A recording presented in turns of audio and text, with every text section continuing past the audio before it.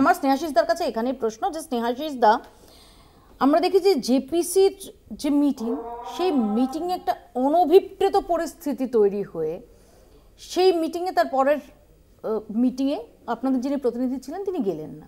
আমার প্রশ্ন হচ্ছে যে আমরা একদিকে যেমন রাস্তায় এর প্রতিবাদ দেখছি, যার আজকে সমাবেশ দেখেছি, কিন্তু আসলে যদি একটা বিলকে কাউন্টার করতে হয় তার জন্য কার্যকরী যে সমস্ত স্টেপসগুলো নিতে হয় সেগুলো নেওয়া হচ্ছে কি?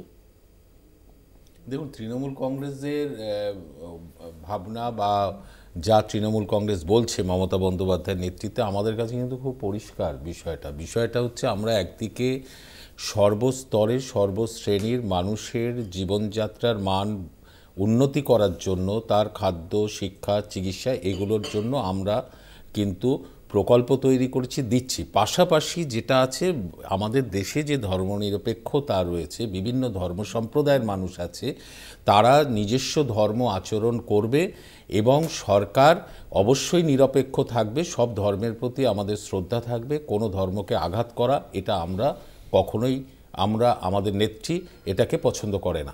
কিন্তু আজকে কেন্দ্রীয় সরকার রাষ্ট্রীয় ক্ষমতায় বসে যেভাবে একটি ধর্মকে আঘাত করে চলেছে, বিভিন্ন ধরনের বিল নিয়ে এসে আইনের অ্যামেন্ডমেন্ট করে করে, আমরা তার বিরোধী।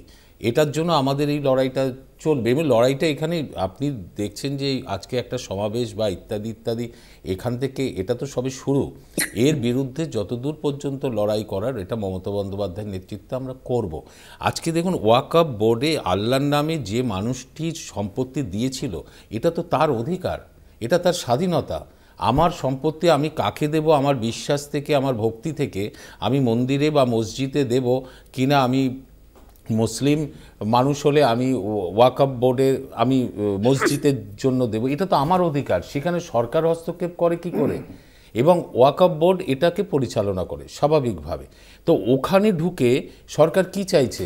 বলছে 6 মাসের মধ্যে রেজিস্টার করতে হবে। ও ঠিকই বলছিল যে সেসব কাগজপত্র এখন কোথায়? বহু যুগ যুগ ধরে এইসব সম্পত্তি দেওয়া, এটা জাস্ট আঘাত করার জন্য।